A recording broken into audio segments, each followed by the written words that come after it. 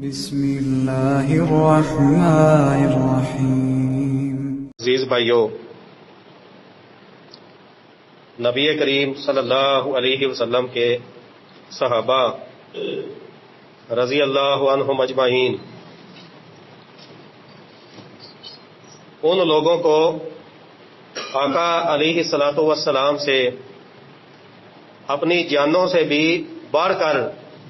محبت تھی، آپ سے عقیدت، احترام، پیار، عزت اور وقار والا رشتہ اور ناطہ قائم کیے ہوئے تھے، اور وہ اپنے محبت اور عزت اور ایمان والے اس رشتے اور ناطے کا ثبوت اپنے رویوں اور اپنے ظاہری اعمال کے ساتھ پیش کیا کرتے تھے، جن میں سے ایک رویہ اور پہلو یہ بھی ہے کہ صحابہ کرام رضوان اللہ علیہ مجمعین حقیقی اور سچے متبع رسول تھے، کہ جب بھی ان کے سامنے جناب رسول اللہ صلی اللہ علیہ وسلم کی سنت، آپ کی حدیث، آپ کا فرمان آ جاتا تو اپنی حاجات اور ضروریات اور خواہشات کو بالائے طاق رکھتے ہوئے، پس پشت ڈالتے ہوئے، سب سے پہلے اور فوراً جناب رسول اللہ صلی اللہ علیہ وسلم کی حدیث اور آپ کی سنت کے سامنے سر تسلیم خم کرنا ان کی پہچان اور ان کا شعار تھا۔ اس کی دلیل کئی ایک واقعات کے اندر صحیح اسناد کے ساتھ کتب احادیث کے اندر موجود ہے۔ یہی وجہ ہے کہ اللہ رب العالمین نے نبی کریم صلی اللہ علیہ وسلم کے صحابہ کو اپنی طرف سے راضی ہو جانے کا سرٹیفکیٹ عطا فرمایا، رضی اللہ عنہم و رضوا عنہ، کہ اللہ ان سے راضی ہو گیا، وہ اللہ سے راضی ہو گئے، اور صحابہ کی جماعت کو اپنی جماعت، اپنا لشکر قرار دیا۔ اولئک حزب اللہ، کہ وہ اللہ کا لشکر ہے۔ الا ان حزب اللہ هم المفلحون، خبردار اللہ کا لشکر ہی حقیقت میں کامیاب ہونے والا ہے۔ اور صحابہ کرام رضوان اللہ علیہ مجمعین کو چونکہ پیارے نبی صلی اللہ علیہ وسلم سے بے پناہ محبت تھی، آپ کی سنتوں سے، آپ کی احادیث سے ایمان اور عقیدت والا رشتہ تھا، جس وجہ سے صحابہ کرام رضوان اللہ علیہ مجمعین کے ایمان کو رب العالمین نے ہمارے لیے معیار اور پیمانہ قرار دیا کہ لوگوں، اگر تم بھی پیارے نبی صلی اللہ علیہ وسلم کے صحابہ جیسا ایمان لاؤ گے تو تمہیں بھی صحابہ کی طرح ہدایت اور رہنمائی نصیب ہو جائے گی۔ سورۃ البقرہ میں اللہ نے ارشاد فرمایا ہے، فَإِنْ آمَنُوا بِمِثْلِ مَا آمَنْتُمْ بِهِ فَقَدِ اهْتَدَوْا، کہ یہ لوگ بھی اگر صحابہ کرام جیسا ایمان لائیں گے کہ جس چیز پر صحابہ نے ایمان لایا ہے، جس طرح کا ایمان انہوں نے قبول کیا ہے، بالکل ویسا ہی ایمان اگر یہ لوگ لائیں گے تو انہیں بھی ہدایت اور رہنمائی حاصل ہو جائے گی، نصیب بن جائے گی۔ میں آپ کی خدمت میں دو چار واقعات پیش کرنا چاہتا ہوں جن سے ثابت ہوتا ہے کہ صحابہ کو نبی کریم صلی اللہ علیہ وسلم کی احادیث سے بے پناہ از حد و حساب عقیدت تھی،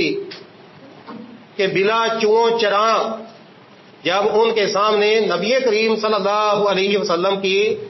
حدیث اور آپ کی سنت، آپ کا فرمان آ جاتا تو کسی قسم کی تعویل، ہیلا اور بہانہ بنائے بغیر وہ سمعنا و اطعنا کہتے ہوئے آپ صلی اللہ علیہ وسلم کی سنت کو، آپ کی حدیث کو اپنا معمول اور اپنی روٹین بناتے اور آپ کی حدیث کے مطابق آپ کی سنت کی روشنی میں اپنی کوتاہی کو، سستی کو ختم کر دیا کرتے تھے. جیسا کہ سنن ترمذی کے اندر 1333 نمبر پہ یہ واقعہ موجود ہے، سند اس کی صحیح ہے. سیدنا معاویہ رضی اللہ تعالی عنہ کا نبی کریم صلی اللہ علیہ وسلم کی حدیث پر عمل کرنے کا جذبہ اور آپ کی سنت کے ساتھ ان کا رویہ بیان ہوا ہے. عمر بن مرہ رضی اللہ تعالی عنہ صحابی ہیں. معاویہ رضی اللہ تعالی عنہ ملک شام کے گورنر تھے اور اپنے وقت کے مسلمانوں کے خلیفہ بھی رہے ہیں. تو عمر رضی اللہ تعالی عنہ نے معاویہ رضی اللہ تعالی عنہ سے آقا علیہ الصلوۃ والسلام کی حدیث بیان کی. حدیث کیا تھی؟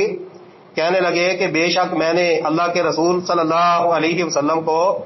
فرماتے ہوئے سنا ہے کہ جو حکمران اپنا دروازہ حاجت مندوں کی حاجات کو سننے کے درمیان بند کر لیتا ہے، فقیروں اور محتاجوں کو، درخواست گزاروں کو اپنے آپ تک پہنچنے نہیں دیتا، ان کی رسائی بادشاہ تک، حکمران تک، خلیفہ تک آسان نہیں بننے دیتا، اور لوگ اپنی ضروریات حل کروانے کے لیے اس بادشاہ تک نہیں پہنچ پاتے، الا اغلق اللہ ابواب السماء دون خلتہ، تو رب العالمین بھی اس کی حاجات کے سامنے اپنے دروازے بند کر لیتے ہیں. یعنی اس بادشاہ کے لیے مسائل بڑھ جاتے ہیں، پریشانیاں بڑھ جاتی ہیں، اس کی مشکلات میں اضافہ ہو جاتا ہے، سہولتوں اور آسانیوں سے محروم کر دیا جاتا ہے، خوشیاں اس کی ریاست میں پھر نہیں آتی. جب معاویہ رضی اللہ تعالی عنہ جو کہ گورنر بھی تھے اور بعد میں خلیفہ بھی بنے، انہوں نے پیارے نبی صلی اللہ علیہ وسلم کی یہ حدیث سنی جس کا مفہوم یہ بنتا ہے کہ بادشاہ کو اپنی رعایا کے لیے آسانی پیدا کرنی چاہیے اور رعایا کو بادشاہ تک پہنچنے میں اپنے مسائل، اپنی درخواستیں، اپنے معاملات سنانے اور حل کروانے میں کسی قسم کی رکاوٹ اور دقت پیش نہیں آنی چاہیے. اگر کوئی بادشاہ ایسے نہیں کرے گا، اپنے دروازے اپنی رعایا کے لیے بند کر دے گا، ان کو اپنے تک نہیں پہنچنے دے گا، تو اللہ بھی اس بادشاہ کے لیے اپنی رحمتوں کے دروازے بند کر دے گا. یہ بہت بڑی بات ہے. تو جب معاویہ رضی اللہ تعالی عنہ نے یہ حدیث سنی،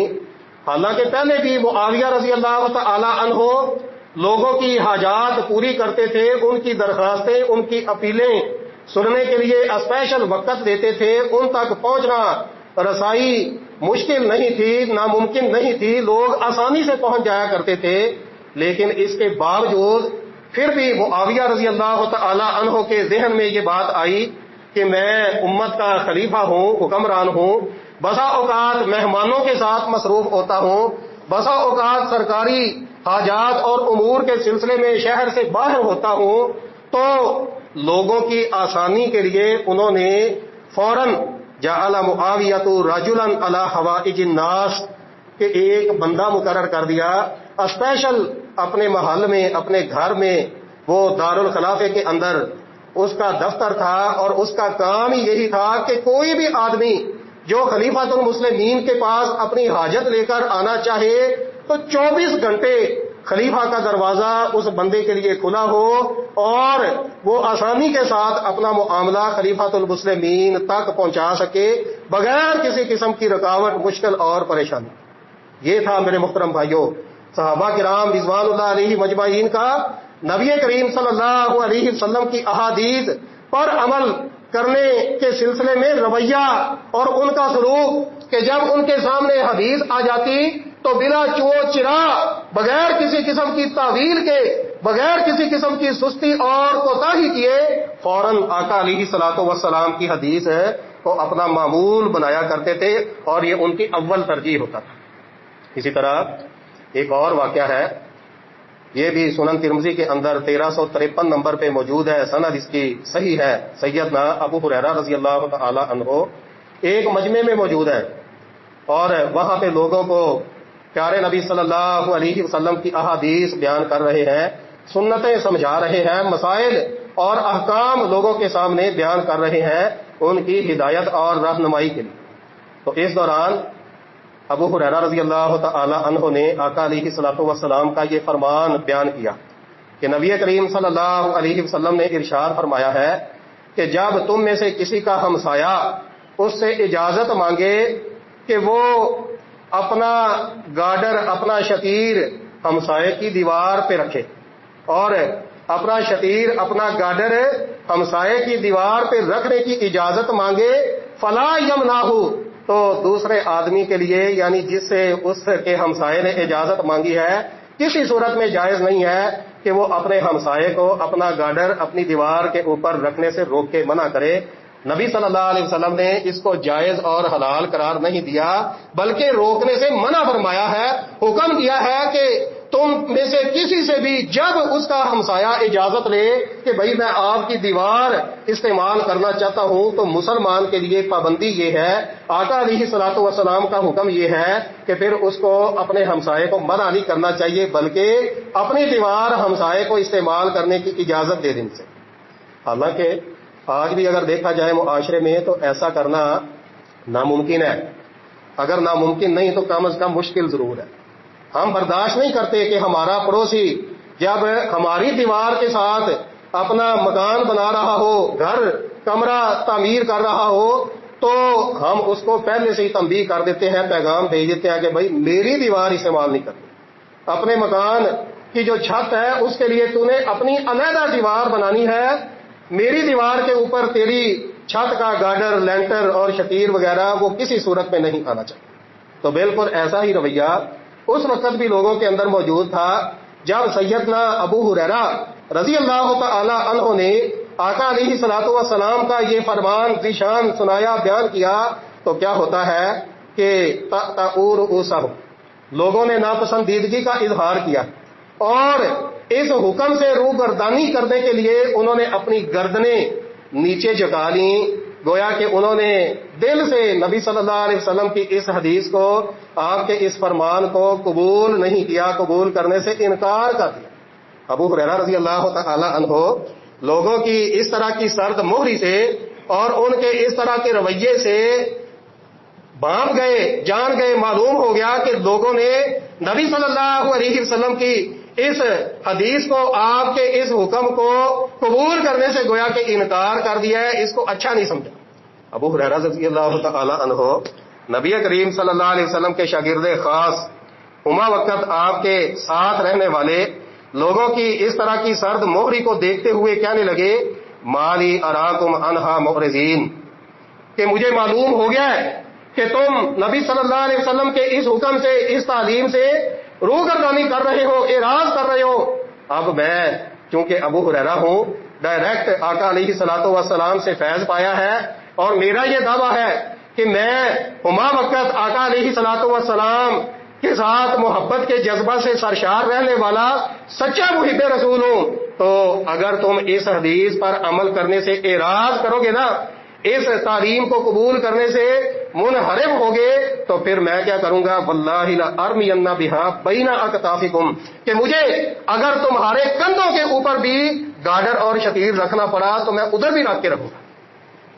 تم ہوتے کیا چیز ہو، تمہاری حیثیت اور ویلیو کیا ہے کہ تم باوجود کہ مسلمان ہو، ایک طرف مسلمان ہونے کا، محبت رسول کا دعویٰ کرتے ہو، اور دوسری طرف جب آقا علیہ الصلوۃ والسلام کی حدیث آ جائے، آپ صلی اللہ علیہ وسلم کی سنت، آپ کا حکم آ جائے، تو آپ کی تعلیم کے سامنے اپنی خواہشات کو ترجیح دیتے ہو۔ ذرا میرے سامنے کوئی اس طرح کر کے دکھائے، میں اگر مجھے اپنا شتیر، اپنی چھت کا گارڈر ہے، تمہارے کندھوں پہ بھی رکھنا پڑا تو میں تو ادھر بھی رکھے بغیر باز نہیں آؤں گا، رکوں گا نہیں، وہاں بھی رکھوں گا۔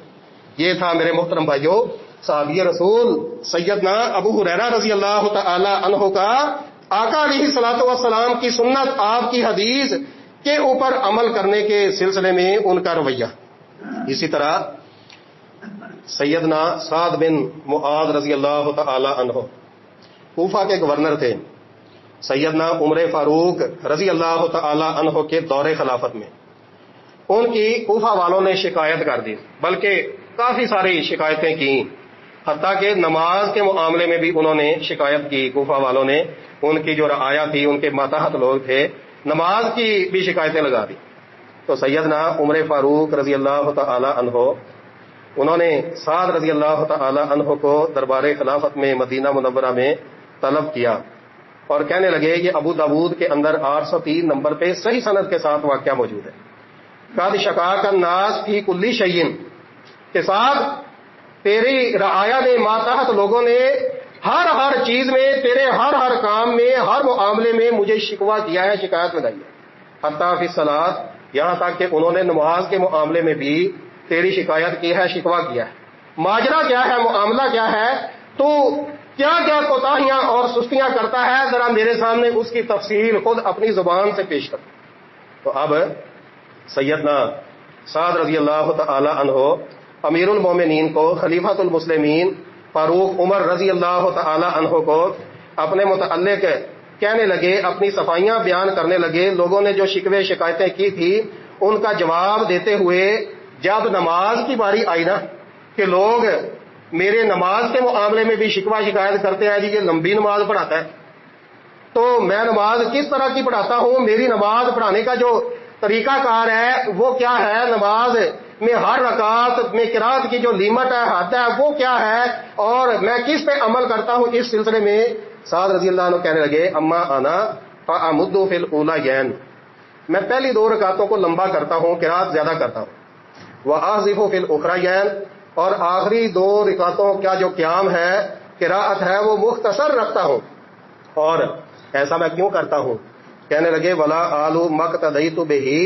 من صلاۃ رسول اللہ صلی اللہ علیہ وسلم، اور ایسا کرنے میں آقا علیہ الصلوۃ والسلام کی نماز کی پیروی اور اتباع کرنے میں ذرا جتنی بھی کوتاہی نہیں برتتا. کیا مطلب ہے کہ جس طرح آقا علیہ الصلوۃ والسلام کا قیام ہوتا تھا، جس طرح آپ کی نماز ہوتی تھی، جس طرح آپ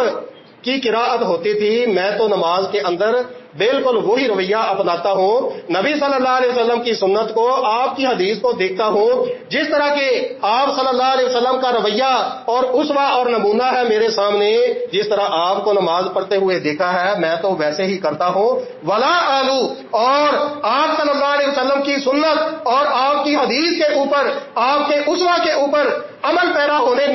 میں ذرا جتنی بھی کوتاہی اختیار نہیں کرتا، کوتاہی کا متحمل نہیں ہوتا. کیا مطلب ہے کہ سیدنا سعد رضی اللہ تعالی عنہ کے سامنے جو معیار تھا وہ پیارے نبی صلی اللہ علیہ وسلم کی سنت تھی، نبی صلی اللہ علیہ وسلم کی حدیث تھی،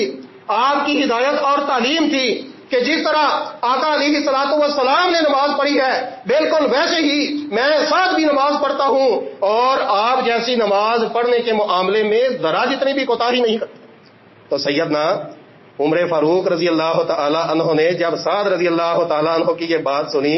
تو کہنے لگے، شاباش، وذاک الظن بک، اور میرا گمان تیرے متعلق یہی تھا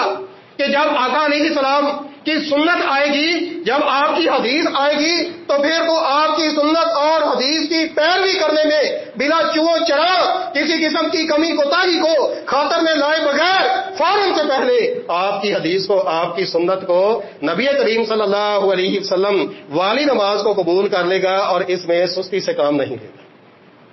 کسی تعویل کا اور ہیل و حجت کا، مجبوری کا شکار نہیں ہوگا. یہ تھا میرے محترم بھائیوں نبی کریم صلی اللہ علیہ وسلم کے صحابہ کرام رضی اللہ عنہم اجمعین کا رویہ آپ صلی اللہ علیہ وسلم کی سنتوں کے ساتھ. اس کا مختصر سا خاکہ میں نے آپ احباب کی خدمت میں بیان کیا ہے، ورنہ اس طرح کے سینکڑوں واقعات ہیں جو بطور مثال پیش کیے جا سکتے ہیں کہ صحابہ کرام رضوان اللہ علیہ مجمعین کے سامنے آقا علیہ الصلوۃ والسلام کی حدیث، آپ کی سنت کی بہت زیادہ اہمیت تھی، ویلیو تھی. جب نبی صلی اللہ علیہ وسلم کی سنت آ جاتی، آپ کی حدیث آ جاتی، آپ کی طرف سے عملی اسوہ اور نمونہ آ جاتا، تو وہ اس کے اوپر کسی قسم کے کمپرومائز کا شکار دہی ہوا کرتے تھے، کسی قسم کا سمجھوتا کیے بغیر فوراً سے پہلے آپ صلی اللہ علیہ وسلم کی سنت کو مضبوطی کے ساتھ تھام لینا گویا کہ ان کا کیا تھا، شعار تھا، ان کی پہچان تھی۔ اور عزیز بھائیوں، ایسا کیوں تھا؟ وجہ یہ ہے کہ جو دین ہے نا، دین، ہم کس چیز کو دین کا نام دے سکتے ہیں، کس چیز کے متعلق کہہ سکتے ہیں کہ یہ سچا دین ہے، وہ یا تو قرآن ہے یا آقا علیہ الصلوۃ والسلام کی سنت ہے، آپ کا فرمان ہے۔ اور صحابہ کرام رضوان اللہ علیہ مجمعین نے ڈائریکٹ نبی کریم صلی اللہ علیہ وسلم سے یہ فیض پایا تھا، یہ باتیں، یہ ذہن لیا تھا، یہ باتیں سنی اور سمجھی۔ اب دیکھیں، صحیح مسلم کی روایت ہے کہ من احدث فی امرنا ھذا ما لیس منہ فہو رد، کہ دین، مفہوم اس کا یہ ہے کہ دین وہی ہے جو میں اللہ کے رسول صلی اللہ علیہ وسلم نے تمہیں سمجھا دیا ہے، تمہارے سامنے بیان کر دیا ہے، میرے سمجھائے ہوئے اور بیان کیے ہوئے کے علاوہ جو شخص بھی اس دین کے اندر کوئی ایجاد کرے گا، کوئی نئی بات لانے کی کوشش کرے گا، وہ مردود ہے۔ من عمل عملا لیس علیہ امرنا، جو ایسا عمل کرے گا جس کے اوپر میں محمد صلی اللہ علیہ وسلم کا حکم نہیں ہے، یعنی جو عمل میرے بیان کردہ دین کے مطابق نہیں ہوگا، فہو رد، تو اس کی ذرا جتنی بھی حقیقت اور حیثیت نہیں ہوگی، بلکہ وہ رد کر دیا جائے گا، اللہ کے ہاں قابل قبول نہیں بلکہ مردود ٹھہرے گا، بے شک جتنا مرضی اس کو اچھے سے اچھا بنا کے پیش کر دیا جائے۔ اور صحابہ کرام رضوان اللہ علیہ مجمعین سمجھتے تھے کہ دین اسلام جو نبی کریم صلی اللہ علیہ وسلم نے بیان کر دیا نا، اس میں ایک لفظ جتنی بھی ترمیم کی گنجائش موجود نہیں ہے۔ آئیے میں اس حوالے سے آپ کو ایک دلیل پیش کرتا ہوں کہ دین اسلام کے اندر ذرا جتنی بھی ترمیم کی، ذرا جتنی بھی تبدیلی کی گنجائش موجود نہیں ہے، حتیٰ کہ ایک لفظ بطور دین جو آقا علیہ الصلوۃ والسلام نے بیان کر دیا ہے، اس ایک لفظ کو بھی اپنی منشا اور مرضی کے تحت تبدیل کر دینا، اس میں تغیر اور تبدل لا دینا، پیدا کر دینا، میرے محترم بھائیوں، دین اسلام میں اس کی بھی ذرا جتنی گنجائش نہیں۔ یہ دیکھیں، یہ میرے سامنے حوالہ ہے، صحیح بخاری شریف ابھی میں نے کھولی ہوئی ہے۔ صحیح بخاری کے اندر آقا علیہ الصلوۃ والسلام نے رات کو سونے کے مختلف آداب ہیں، مختلف سنتیں ہیں جو نبی صلی اللہ علیہ وسلم نے مختلف صحابہ کو مختلف موقعوں پہ بیان کی ہیں، سمجھائی ہیں۔ تو سوتے وقت ایک بہت پیارا وظیفہ آپ نے بیان فرمایا ہے۔ سیدنا برا بن عازب رضی اللہ تعالی عنہ ہے،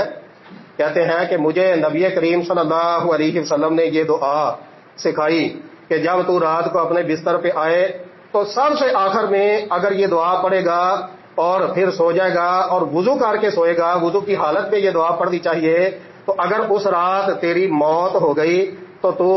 ایسے ہی فوت ہوگا جیسا کہ گناہوں سے پاک اور صاف وہ پہلے دن کا بچہ ہوتا ہے، کوئی گناہ، کمی، کوتاہی، سستی اس کے نامہ اعمال میں نہیں ہوتی، بالکل ایسے ہی تیری موت واقع ہو۔ یعنی اللہ تیرے گناہوں کو معاف کر دے گا، دھو دے گا، تیری کوتاہیاں، لغزشیں، سستیاں تجھے درگزر فرما دے گا۔ اور عزیز بھائیوں، یہ لمبا وظیفہ ہے، میں آخر سے مختصر وہ الفاظ بیان کرتا ہوں۔ نبی صلی اللہ علیہ وسلم نے جب وہ دعا جو رات کو باوضو حالت میں سب سے آخر میں پڑھنی ہے، اس کے بعد سو جانا ہے، پھر کوئی بات نہیں کرنی، کوئی کسی قسم کی گفتگو نہیں کرنی، سب سے آخری کلام آپ نے فرمایا وہ دعا ہونی چاہیے، وہ کلمات ہونے چاہیے۔ نبی صلی اللہ علیہ وسلم نے وہ دعا بیان کر دی۔ سیدنا برا بن عازب رضی اللہ تعالی عنہ کہتے ہیں کہ میں نے کہا آقا علیہ الصلوۃ والسلام مجھ سے وہ دعا ایک دفعہ سن لیجیے۔ تو دعا کے اندر جو نبی صلی اللہ علیہ وسلم نے الفاظ سکھائے تھے وہ اس طرح تھے کہ اللہم آمنت بکتابک الذی انزلتا وبنبیک الذی ارسلتا، کہ اے اللہ میں تیری اس کتاب پر ایمان لایا جو تو نے نازل فرمائی ہے، اور تیرے اس نبی پر بھی ایمان لایا جس کو تو نے مبعوث فرمایا ہے، بھیجا ہے۔ کہ قرآن پاک کے اندر جو احکام ہے، جو ہدایات ہیں، اس کے مطابق میرا ایمان اور عقیدہ ہے، اور نبی صلی اللہ علیہ وسلم کی سنتوں اور احادیث کے اندر جو ہدایات ہیں اس کے مطابق میرا نظریہ ہے، میری ساری زندگی گزرے گی، میرا یہ ایمان ہے۔ اب عزیز بھائیو، یہ والی جو دعا ہے نبی صلی اللہ علیہ وسلم نے صحابی کو جو آخری لفظ بولا تھا وہ کیا تھا؟ وابی نبی کی کلّا دی ارسلتا، کہ تو نے ایسے کہنا ہے کہ تیرے اس نبی پر ایمان لایا کہ جس کو تو نے بھیجا ہے مبعوث فرمایا. صحابی جب دعا سنانے لگا تو اس نے ان الفاظ کے اندر تھوڑی سی تبدیلی کر دی. دیکھا جائے تو بظاہر وہ کوئی خاص اتنی بڑی تبدیلی نہیں ہے، صرف ایک لفظ صحابی نے بدلا ہے. اور وہ کیا تھا؟ صحابی نے جب دوبارہ دعا سنائی تو کہنے لگا اللہم آمنت بکتابک الذی انزلت وبرسولک الذی ارسلت وبرسولک الذی ارسلت، کہ میں تیرے اس رسول پر ایمان لایا جس کو تو نے کیا کیا ہے؟ مبعوث کیا ہے، بھیجا ہے. حالانکہ آقا علیہ الصلوۃ والسلام نے کون سا لفظ سکھایا، بیان کیا تھا کہ تو نے وبنبیک الذی ارسلت یہ لفظ کہنا ہے. تو صحابی نے صرف نبی کی جگہ پر رسول کا لفظ بولا. حالانکہ کوئی اتنی بڑی تبدیلی نہیں ہے، لیکن میرے محترم بھائیوں یہاں پہ آقا علیہ الصلوۃ والسلام نے صحابی کو فوراً سے پہلے منع کر دیا اور حکم دیا کہ لا ہاکذا، ایسے نہیں کہنا، بلکہ جیسے میں نے تعلیم دی ہے، میں نے سکھایا اور سمجھایا ہے ویسے پڑھو. اور وہ الفاظ کیا ہے؟ وبنبیک الذی ارسلت، کہ اللہ میں تیرے اس نبی پر ایمان لایا جس کو تو نے مبعوث کیا ہے، مبعوث فرمایا ہے، بھیجا ہے ہماری طرف. میرے محترم بھائیوں اس واقعہ کے اندر پیارے نبی صلی اللہ علیہ وسلم نے امت کو بہت بڑا سبق اور درس دیا، اور وہ کیا ہے کہ آقا علیہ السلام نے بطور دین جو عمل امت کے لیے بیان کر دیا ہے اس کے اندر ایک لفظ جتنی تبدیلی بھی ہم اپنی طرف سے نہیں کر سکتے. اب دین اسلام جو ایک لفظ جتنی تبدیلی کا بھی متحمل نہیں ہے، تو ایسا کیوں کر ہو سکتا ہے کہ ایک بہت بڑا عمل آقا علیہ الصلوۃ والسلام کی پیدائش والے دن آپ صلی اللہ علیہ وسلم کی محبت کے نام پہ بطور دین اس کو منایا جائے، جبکہ آقا علیہ الصلوۃ والسلام سے اس کو منانا ثابت نہ ہو، نبی کریم صلی اللہ علیہ وسلم کے صحابہ نے اس کو بطور دین کیا نہ ہو. اس طرح کیسے ممکن ہو سکتا ہے؟ کیسے جائز ہو سکتا ہے؟ میرے محترم بھائیوں یہاں پہ کچھ نادانوں کی طرف سے یہ دعویٰ کیا جاتا ہے جی وہ نیت چنگی ہے نا، ارادہ تے اچھا ہی ہے نا، کی ہونا جی نہ تھی پڑھ دینے نا، نبی صلی اللہ علیہ وسلم کی سیرت ہی بیان کی جاتی ہے نا. نہیں میرے محترم بھائیو، دین سمجھ کر کوئی بھی عمل خواہ جتنی مرضی اس کے پیچھے نیت اچھی ہو، ذہن اچھا ہو، شرط یہ ہے کہ جب تک آقا علیہ الصلوۃ والسلام سے ثابت نہیں ہے اس کی دلیل نہیں ملے گی، جتنی مرضی اچھی نیت و ارادہ ہو وہ عمل کرنا جائز اور درست نہیں. آئیے میں آپ کو اس نقطے کی ایک دلیل دیتا ہوں، پھر ہم آگے چلتے ہیں. سیدنا عبداللہ بن رواحہ رضی اللہ تعالی عنہ نبی کریم صلی اللہ علیہ وسلم کے جلیل القدر صحابی ہیں. سنن ترمذی کے اندر 527 نمبر پہ یہ روایت آتی ہے اور سند اس کی حسن درجے کی. عبداللہ بن رواحہ کو نبی صلی اللہ علیہ وسلم نے ایک جہادی دستے کے ساتھ جہادی مہم کا امیر بنا کر روانہ فرمایا، مدینہ سے باہر جانے کا حکم دیا.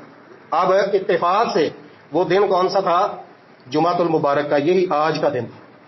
تو عبداللہ بن رواحہ رضی اللہ تعالی عنہ کے ذہن میں یہ بات آئی. صبح فجر کے ٹائم سویرے سویرے آپ نے یہ جہادی دستہ روانہ کیا تھا، حکم دیا تھا کہ ابھی چلے جاؤ. اور عبداللہ بن رواحہ رضی اللہ تعالی عنہ اس مہم کے امیر تھے، قائد تھے. تو ابن رواحہ کے ذہن میں یہ بات آئی کہ میرے پاس گھوڑا بڑا سبک رفتار ہے، تیز رفتار ہے، تو میں اپنے ساتھیوں کو ابھی روانہ کر دیتا ہوں، اور کیوں نہ ہو کہ آقا علیہ الصلوۃ والسلام کی معیت میں، آپ کی اقتداء میں، آپ کے پیچھے خطبہ جمعہ بھی سنوں گا، آپ کے ساتھ نماز بھی پڑھوں گا، اور جمعہ ادا کرنے کے بعد پھر میں جہاد اس مہم پہ نکل جاؤں گا اور پیچھے جا کر اپنے ساتھیوں کو پیچھے سے جا ملوں گا، پالوں گا، ساتھ مل جاؤں گا. تو اب ان کی نیت کیا تھی؟ خیر کی، ارادہ اچھا تھا. ارادہ کیا تھا؟ اب دیکھیں، پوری کائنات کے خطیب جمع کیے جائیں نا تو ساری کائنات کے خطیبوں کے بڑے بڑے فصیح و بلیغ خطبات جمعہ، خطبات عید، عام جتنے بھی خطبات ہیں وہ سارے اکٹھے کر لیے جائیں، اور آقا علیہ الصلوۃ والسلام کے خطبے کا جو ان الحمد للہ کا جو حمزہ ہے نا، انا کا، اس کے برابر بھی نہیں ہو سکتے. یہ ہمارا ایمان ہے، ہمارا عقیدہ اور نظریہ. کہ ساری کائنات کے خطیبوں کے جتنے مرضی بڑے بڑے فصیح و بلیغ خطبات اکٹھے کر لیے جائیں اور ان کے وہ سارے کے سارے خطبات نبی صلی اللہ علیہ وسلم کے خطبہ کے ایک حرف ان الحمدللہ کا جو شروع والا حمزہ ہے اس کی فضیلت کو بھی نہیں پہنچ سکتے. یہ ہے اہمیت ہمارے نزدیک پیارے نبی صلی اللہ علیہ وسلم کے خطبہ جمعہ. اور یقیناً یہی نیت یہی سوچ اور فکر عبداللہ بن رواحہ رضی اللہ تعالی عنہ کی ہوگی. اسی نیت کے تحت انہوں نے یہ فیصلہ کیا ہوگا کہ پیارے نبی صلی اللہ علیہ وسلم کے پیچھے خطبہ جمعہ ادا کرنا ہے یہ کوئی معمولی بات تو نہیں ہے. ادھر ہمارے ہاں تو ٹرینڈ یہ ہے کہ اگر امام کعبہ نے آ کے خطبہ دینا ہو تو جگہ نہیں ملتی جمعہ پڑھنے کے لیے مسجد کے اندر, کیوں بھائی ایسے ہے نا. تو نبی صلی اللہ علیہ وسلم کا خطبہ پا لینا یہ معمولی بات نہیں ہے. ابن رواحہ رضی اللہ تعالیٰ عنہ رک گئے, آپ صلی اللہ علیہ وسلم کا خطبہ سنا, آپ کے ساتھ نماز پڑھی. اتفاق سے نماز کے بعد نبی کریم صلی اللہ علیہ وسلم نے عبداللہ بن رواحہ رضی اللہ عنہ کو دیکھ لیا اور ان سے دریافت کیا, پوچھا کہ ابن رواحہ میں نے تجھے مہم پہ بھیجا تھا جبکہ تو ابھی ادھر تک پھر رہا ہے یا نہیں. انہوں نے اپنا مدعا بیان کر دیا کہ خواہش یہ تھی کہ آپ کے ساتھ خطبہ جمعہ ادا کروں گا, سنوں گا, نماز پڑھوں گا, پھر میں پیچھے اپنے ساتھیوں کو بھی جا ملوں گا کیونکہ میرے پاس سواری ایسی اور ایسی ہے. اس مقصد کے تحت میں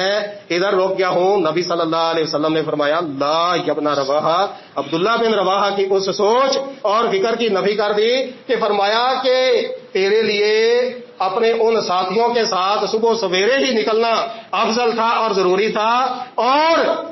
اگر تو ایک طرف تیرا یہ عمل ہے کہ صبح سویرے اپنے ساتھیوں کے ہمراہ نکل جاتا اور دوسری طرف تیرا یہ عمل ہے کہ تو نے اس خیر والے ارادے اور اچھی نیت کے تحت یہاں پہ خطبہ جمعہ پڑھا ہے. مسئلہ اس طرح ہے کہ اگر تو ساری کائنات کو بھی اللہ کی راہ میں خرچ کر دے تو تب بھی صبح کے وقت جو تیرے ساتھی گئے تھے ان کے ساتھ اگر تو نکل جاتا تو اس فضیلت کو نہیں پا سکتا. یہ ہے میرے محترم بھائیوں کہ بندے کی نیت جتنی مرضی اچھی ہو لیکن جب تک آقا علیہ الصلوۃ والسلام کی طرف سے مہر ثبت نہ ہو, نبی صلی اللہ علیہ وسلم کی سنت سے ثابت ہونا شامل حال نہ ہو تو تب تک دنیا کا کائنات کا کوئی بھی جتنا مرضی بڑے سے بڑا عمل ہو, بڑھیا سے بڑھیا سوچ اور فکر کا حامل ہو, وہ نیکی نہیں بن سکتا, وہ قابل قبول نہیں ٹھہر سکتا. اللہ تعالیٰ سے دعا ہے کہ اللہ ہمیں حق بات کو سننے کی, سمجھنے کی, عمل کرنے کی, اپنانے کی توفیق عطا فرمائے. وما تو